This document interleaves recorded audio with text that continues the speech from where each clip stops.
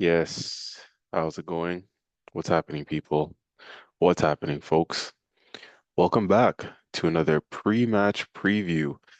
In this case, the preview we are going to be looking at today is Arsenal versus Everton Arsenal versus Everton at the Emirates Stadium in the Premier League. Um, Now, what do I say about this game? We're back for Premier League fixtures, ladies and gentlemen. And this, for me, out of the four competitions that we're in, this is the most nail-biting competition um, at the moment in terms of, watches per 90 minutes. When I watch Premier League games for Arsenal at the moment, it is with the most stress, the most anxiety, the most nerves, in true nail-biting fashion is how we're watching Premier League games at the moment. Oh boy. And this game, make no mistake about it, this is going to be a very, very, very tough game. Um, Very tough indeed. Everton, they're going to have a lot for us. They're not too far off the European places, Everton. They'll think that's something that they have to play for. And funny enough, cr all credit to them and David Moyes. Murdad did pick Everton as, um, his overachieving team of the season many podcasts ago that the three of us did. So, you know, so far that prediction is not too shabby because they are well in the top 10 at the time of recording and at the time of speaking about this. If I just quickly look at the table, um, Everton sits in eighth, um, 5 points off of Liverpool in sixth, level on games, and one behind Brentford, who's in seventh place. So yeah, good for Everton. They're having a strong, promising season for their standards. Many tipped them to be relegated this season, but that's clearly not going to be the case. They got their new stadium, they're bouncing. David Moyes is doing things over there. And David Moyes is a really, really good manager. We got to give him his credit. And, obviously things didn't work out at Man United for him, but we've seen throughout his Premier League tenure, whether it's at West Ham or at Everton, he's a very competent, strong Premier League manager. So, um, but listen, this is not to big up Everton too much because at the end of the day, this is an Arsenal podcast, and we are here to, support the Arsenal and break that down and dissect what that looks like and what we need to do to get the win. Um, so um, yeah, I think where we're at, 3 points is a must, 3 points is mandatory, and there's been complaints all week about how we approach this one. Or how we approach games at the moment. Complaints have come from our performances of late. And on the podcast last night with Laurent and Murdad, I did ask the question. I said, when is the last time we've seen Arsenal Football Club play well? It's been a very, very long time since we've seen a good performance. You have to go back to Spurs probably, and that says more about Spurs than us because Spurs are, we haven't been playing well in and around that Spurs game. Prior to that against Wolves, post that against the likes of Chelsea, Brighton, Champions League this week against Leverkusen and Mansfield in the FA Cup. We haven't played well in and around the Spurs game. So the fact that Spurs allowed us to play as well as we did may say more about them and how poor they are. The fact that we looked at our best, at our fluent attacking best against them. Um, they're the only ones that have been sort of allowing us to play that way over the last little bit. Otherwise, pretty much since the turn of the year, yeah, we haven't looked great performance-wise, but we've been scraping over the line somehow and still getting results. Not sure how, as I always say, by hook or by crook, we're still somehow getting results, considering the fact that our performances are lacking. So, um, listen, we're scraping by, but I think we're going to need to step it up now. We're at we're in the true business end of the season. Less than 10 games to go in the Premier League. Round of 16 of the Champions League, quarterfinals of the FA Cup, and a small matter of a cup final in the Carabao Cup, just over a week away against Manchester City. So if we're gonna go out and win these games, if we're gonna grab these trophies and you know want them as much as the PR and the press conferences and the media says that we do, we hear all the talk from the players and the coaches of how much they want it. Well, go and show us, let's put in some performances that encourage us and that help me see and help the fans see that you guys truly do want to go out and get this. As I say, nothing is going to come just be handed to you. Playing risk averse and safety first, handbrake on football, is not how you go and win trophies. That's not what the biggest and best clubs in the history of football have done to be successful. You got to go out and grab it. You got to show it by performance that, this is what this is what you're here to do. Nothing is going to be handed to you. And Everton isn't going to make this easy at all, because I've alluded to, their away form has been really good of late. Everton, most notably, they have a recent win in the Premier League at St James's Park, a 3-2 victory over Newcastle at St James's. As a recent standout for them. So I think they'll be coming here, looking to frustrate, to set up to be strong and solid at the back, not to concede. We know how David Moyes teams like to set up. And that's typically, what we can expect, with the likes of, quality players going the other way. They have one or two that'll cause us problems. And Jai, on the wings, Drewsbury Hall. So, they'll be strong in midfield with Idrissa Gana Gueye at the back. They'll be ready for us in our set pieces. I think, they got big, strong players like Tarkowski, Braithwaite, Keane, and these guys, Mikolenko at fullback has been solid for them. So, yeah, expect this one to be a serious dogfight, like I said, another nail biter in the Premier League. Um, but we are at home. We are at the Emirates. So again, the Premier League is one of the two majors I would say that we need to go for to win this season. That would have been the remit at the beginning of the season, and so we're here now. We're close. We're 8 games or so away from that realization, from that reality. And again, at home to Everton, if you're a team that wants to win a title and you're top of the league, you fancy that. You fancy getting the 3 points, to be honest with you. So yes, that's going to be difficult. I understand that, but again, that's not an excuse for dropping points. 3 points is a must. It is mandatory, and I say no more than that at this moment in time. So the lineup is going to be really interesting because, as I said, we have games coming thick and fast. We continue to have games coming thick and fast. After this, it's the second leg of the Champions League against Bayer Leverkusen, which will also be at the Emirates in a few days' time. That one is going to be on Tuesday of next week. And then immediately after that is the cup final. So on the Sunday that follows. So Mikel Arteta did say in his press conference that the predicted 11, or not the predicted 11, but the lineup that he's going to select is not going to be with the future games in mind. It's certainly for the here and now, and as it should be. That's the right answer. It needs to be a lineup that's going to speak to tomorrow, the present, because that is the immediate game in front of us, and it's a priority competition. So you can't base your team selection, with one eye on the future. You got to deal with the here and now because the here and now is one of our most important games of the season at this moment in time. It's 8 cup finals left in the Prem, so they all need to be won. We need to capitalize on and when you look at games on the calendar where you expect to tick off 3 points in a title race, like I said, this is it. So whatever it takes to get the 3 points is required.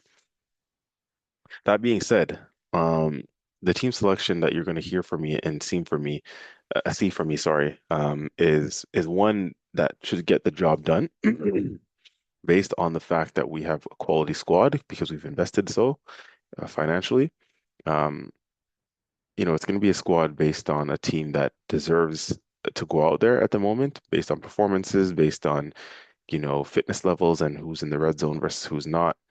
Um, because again, I also think that players should not be on the team based on merit alone and based on reputation at this point. Um, we need guys that we can trust. We need guys that we're not going to run into the ground.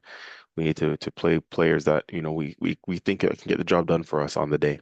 That's exactly what it's about, So, um, yeah, with that being said, let's get into the predicted 11. Now, just quickly, actually, right before I do that, I did want to mention with regards to the fitness updates and the injury concerns. So what Arteta did say when asked about injured players, specifically he was asked about Trossard and Martin Odegaard. And in true Mikel Arteta fashion, he answered by saying, we will see. We'll have to speak to the doctors to see, the fitness levels of the likes of Martin Odegaard and Leandro Trossard specifically. He kind of put like a wait and see response to it, as he typically tends to do, right? His sort of standard Mikel Arteta coded responses to those sort of questions usually are, oh, we have another training session, so we'll have to wait and see how the player responds or if they take part in the training, blah, blah, blah. In this case, it was something similar, just sort of a wait and see. We'll have to speak to the team doctors and so on and so forth. So, as per usual, Mikel Arteta gives nothing specific away in the press conferences when it comes to player availability and team news updates. So, again, with the specific likes of Trossard and Martin Odegaard, we're just gonna have to wait and see. Maybe something gets leaked early in the day tomorrow ahead of kickoff. If not, we'll have to wait until the lineup officially comes out an hour and 15 minutes or so before kickoff to see, if the likes of Trossard or Martin Odegaard will make the squad and be fit and available. Otherwise, we were told by Mikel Arteta himself that there are no new fresh injury concerns at the moment, which is positive. But again, with Arsenal Football Club, you never know, right? How often do we see players that, are in training? Um, we see them in training the day before, and on game day, all of a sudden they have to pull out because of an injury in training or an injury in the warm-up or some last minute nonsense. So let's hope that's not the case. But at this moment in time, there apparently seems to be no new injury concerns from the Champions League game midweek against Leverkusen. So that's a positive. So anyways, without further ado, let's get into the team lineup, predicted 11. So David Raya in goal, that speaks for itself. I think, we all know what to expect there. I don't think that's going to be an area for change. I don't think anyone would expect that that's going to be an area for change. Um, that is our number one keeper. This is the Premier League, a priority competition. David Raya plays. We've seen midweek managers are rotating goalkeepers out, taking those sort of risks in the Champions League, right? We saw Tudor do it for Tottenham. We rotated Vicario for Kinski. We saw how that backfired, and similarly, contrary to popular belief, Liam Rosinha did the same thing when he took out Sanchez, who's been the number one all season, and brought in that Jurgensen against PSG in the Champions League. So the argument I made to Laurent and the Chelsea fans is, look, if you're going to try and justify that, you're playing for them at that time when you're playing Chelsea versus PSG in the Parc des Princes. That's your biggest game of the season. Are you going to take out your first choice goalkeeper for your biggest game of the season? I don't care about style of play, this and that. Is he your best keeper? Is he your number one? You know, Clearly, the Jurgensen decision backfired. He obviously is not of the level to compete. Certainly not for that game, at least, right? Certainly for not what was required. For the magnitude and the size of the game, you play your best team, right? I think that's the bottom line. And if Sanchez is that guy, is your number one, been, your number one throughout the season, it's not like you can go in the transfer window and buy a keeper to play that one game. So you got to play what you currently have. And if Sanchez is your best guy, you got to play him, right? That's the argument I make, and even for these sort of games. So if Everton is a must-win cup final game for us, why would we rotate out, our best keeper? If he's out of form is one thing, but Raya is well in banging form. So, you got to play him unless there's an issue. Like I said, unless he's badly out of form, there's no other reason why you drop him for a game of this magnitude. So David Raya starts in goal. Right back, I think Urian Timber's got to play. Um, I think Urian Timbers has got to play. Yeah, I was thinking about it for a while. Could Ben White come in for this one? Um, no, I think Timber's got to start. And I think what you could do is, if depending on game state, right? If Timber needs to come off late in the second half, at some point, for Ben White to come in, for example, or some rest and rotation, because Timber definitely is one of the players who has been played heavy minutes this season. Um, So let's see if there's an opportunity at some point to bring him out. But and certainly to start the game, again, I think you got to play Timber. This one is too important. We don't know what Ben White's fitness is at the moment, where his level is at, and the intensity that Everton is going to bring. I think it's too much of a risk for what's at stake. So Timber at right back is for me. And I think again that's what because remember my predicted 11 is also based on what the manager is going to go with, what I believe the manager will go with. So yeah, Timber slots in there at right back. And I think that's what Mikel's going to do as well. At center back, you have Gabriel and Saliba. That should be fine. That's sort of no-brainer for, again, a game of this magnitude. Gabriel and Saliba, your insurance policy are in there. Saliba, he looked a little bit shaky midweek in the Champions League. Their striker, their young striker, 19-year-old Bayer Leverkusen striker, did cause us some problems and cause Saliba some problems. But again, Saliba being off for a bit due to that ankle knock that he took. Hopefully, it was just shaking off some cobwebs. But you bring him back in for this one in the Champions League. Sorry, you in the Premier League tomorrow against Everton. Um, the tried and trusted center back duo. That's the foundation for our success this season, along with the likes of Raya, I would say, and maybe even Deckers. But yeah, Saliba and Gabriel center backs, no problems there. I left back. Here's where I would make a slight change. I would bring Hincapié back in, assuming he's fully fit. And the reason for that is styles make fights, right? If you've heard that expression before. And we need more attacking impetus in a game like this, where I believe Everton is going to set up sturdy and be stubborn and difficult to break down. A bit sort of a block or a low block, mid to low block to try and stifle us and frustrate us. There's no doubt about it. I think again, this is David Moyes we're talking about here. Um, I believe this is how he's going to set them up. So we're going to need a little bit more, creativity, a little bit more options, a little bit more attacking prowess, and chaos in their box and in their final third to cause problems. As great as Nkapie has been, he doesn't have the same attacking outlet and attacking threat that Calafiori does.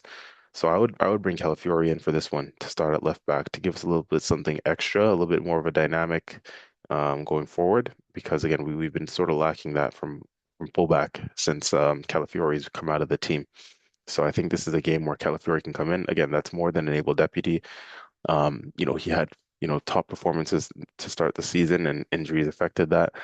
He is back now. He has been in training.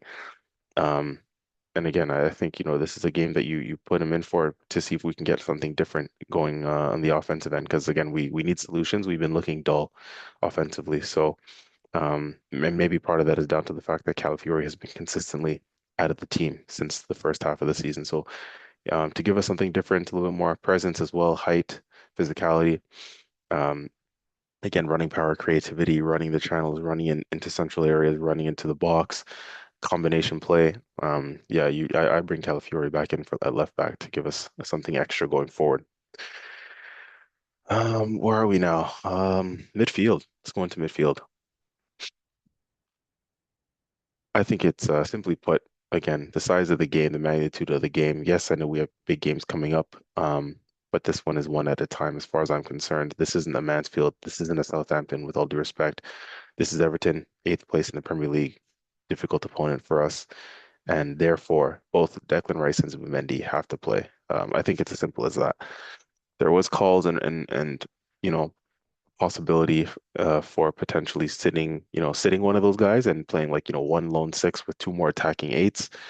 Um, I think could be too much of a risk to try at this stage in the season. Tried and trusted, right? Like as I alluded to before, so long as they're in form and not having poor performances or poor displays, I think you stick with your Declan Rice um and your Martin Zubimendi. Just again, the options behind them, I think that's the other thing as well we need to talk about. The options behind them aren't great at the moment. Marino's injured. Norgard is obviously not at the level in terms of the way we play, in terms of what I guess Arteta would expect. We're gonna need to keep the ball, tidy passes through the lines, control, combination play. Um, there's no doubt that obviously on a technical level, of course, Subamendi is superior to Norgard. Um, and then Declan Rice is what he is, right? Declan Rice brings what he brings, the running power, the set piece prowess, the leadership. So yeah, those two have to play. That's a sort of no-brainer, I think, for me. Um, so Declan Rice and Martin Zubimendi are in midfield. Now, attacking midfield,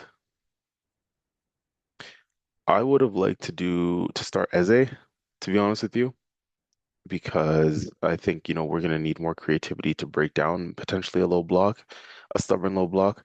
But what I think Arteta is going to do, and I'm just going to say this off the bat, um, I think Arteta is going to do the Havertz and Gyökeres combination. So something else, additional aerial presence, in the box with the likes of Kai Havertz playing close to Gyökeres. It gives you more of a chaos factor. Again, there's that word chaos, right? In terms of movement, in terms of a second sort of a striker playing off of a Gyökeres, or those two can rotate positionally. Those two will sort of look to pull defenders maybe out of position, as opposed to one lone striker to contend with. You now have the additional, like I said, second sort of striker or attacking midfielder and Havertz who will crash the box late, or like I said, who will rotate positionally with Gyökeres, who may look to play close to Gyökeres to link up with Gyökeres to bounce off of him. That may cause a different problem. And again, maybe, for a team that's going to set up in a lower block, you may want an additional, bigger body in the box to give them something else to worry about. And Havertz will cause those sort of problems, right? He's very good at drawing fouls. So whether that's in the box, outside the box, little marginal gains that we can get, I think that that's something that Mikel Arteta will look to do. To be honest with you, because I think there's no doubt that Havertz, for me, like I've been contemplating all week that Havertz needs to be in the team one way or another. And I think this way, you get him in the team from the start, whether it was going to be to replace Gyökeres out and out, what a number nine swap, or it was to replace Eze in that attacking sort of midfield role and have him play alongside Gyökeres. And I think the latter is what Arteta's going to go with. Because again, for a team that's going to be hard to break down and stubborn defensively, why would you remove your attacking options? So to speak. So, or not remove necessarily, but swap one in, one out. Like, why not have both Gyökeres and Havertz on at the same time to give us, as much goal threat as possible in what's going to be a tight game. And I understand that. So whilst I said I would maybe have started Eze for some more creativity on the ball, it's not like Eze has had great performances of late, right? So, I think Eze needs to sort of, check himself a bit, have a look in the mirror and say, you're not going to play Spurs every week. If you can't perform against other sides, like you simply can't be in the team just based off of your Spurs performances alone, right? So Havertz deserves to be in the team now. He's an important player. He's been an important player in the run-in for us in the past, and so I think, I'm fine with him starting, whether it's as a number nine out and out or as a sort of 10 to play, close to Gyökeres. And I think, like I said, that the latter with him playing with Gyökeres is what we're going to see in this game if I'm predicting Arteta's lineup. So Gyökeres and Havertz start together. Again, Havertz sort of sitting just in behind Gyökeres, with Gyökeres as the main number nine. The wings is where it gets a little bit interesting. And I say that because, I do think that Madueke deserves a place in the team. And I think he should start and he will start. He's been better than Saka in the last few games. Um, Most notably his contributions against Bayer Leverkusen in the Champions League. Saka has not been playing well. And I've been contemplating all week what we're gonna do with him. But I think one thing is for sure that Madueke deserves to be in the team and deserves to start. And he deserves to start on the right wing, Madueke. So I'm gonna put him in there. And I think Arteta should and will reward him with a start, to be honest with you. The left wing, I think we could see a wild card here, because we don't know the status of Trossard, and because I don't think Martinelli deserves to start, and I think Arteta should drop him if he's brave. I think therefore we have a couple options. We could do an Eze, we could do a Jesus, which is something we've never seen for a very, very long time, or we could do Saka if we want to keep him in the team. And I think that's something that we might see, to be honest with you. And that's what I'm going to predict is Saka on the left. Now in game, or even from the start, I think we may see um, those two swap, right? Madueke and Saka. Maybe from the start, Arteta might do Madueke on the left, Saka on the right. But like I said, Madueke has been performing better than Saka on the right lately. So why would you move Madueke around? You keep Madueke on the right, and then see if you can get a tune out of Saka on the left. Listen, the size of the contract that Saka just signed, he's a big money, big time player. This is the run in. We may have to keep the faith with him and keep him. If he's going to be in the starting 11, try him on the left wing and see if we can get a tune out of him there. See if he can get balls into the box, whip balls into the box. Especially because, like I said, we have that. If we do start with the lineup I'm predicting, the Gyökeres and Havertz combination, that's extra box presence. That's extra aerial threat. So if Saka's out there, why not get him doing something different on his left foot, whipping balls into the box, back to the basics, as opposed to, what he looks like on the right hand side at the moment, which is looking like he's overthinking and not too sure about what he's doing, So back to basics on the left for Saka, keep him in the team, keep his confidence. We still will need his set piece prowess. Um, and see if we can get a tune out of him on the left because he can play there. That's how he came through at first, right? So, um, listen, yeah, I think that's something we can opt to see. If we had a top left winger at the moment, then Saka might even have to hold bench for this game. But because again, Martinelli is just not doing it at the moment because we don't know what Trossard is saying injury wise, and we had no other competent sort of options or consistent options out there. Saka, that's your way of keeping him in the team and telling him, hey, look, we're going to give you an extra run out, but you got to show us something. Mhm. So again, I'll run through it 1 through 11. David Raya in goal, Timber right back, Gabriel and Saliba center back, um, uh, Calafiori left back, sorry, Martin Zubimendi in the six, Declan Rice that sort of left eight, um, Havertz maybe in the right eight, and like I said, more so second striker playing close to Gyökeres. Gyökeres is the main number nine, Madueke on the right, and Saka on the left. Listen, ladies and gentlemen, regardless of whatever happens, whatever lineup is put out there, we need to win the game. It's as simple as that. I've said enough. It's now, getting close to game time, and it's time to do the talking on the pitch, as they say, right? So, listen, this has been the pre-match preview with your boy CJ from the Gunners Corner. Please continue to like, share, and subscribe for us. It really, really, really does help the channel out a lot, and we appreciate you for sticking with us. Okay, so until the next one, we'll be here for the post-game player ratings. Come on, you Gunners. Let's hope to get the 3 points tomorrow and keep it moving. Until the next one, take care. Bye bye.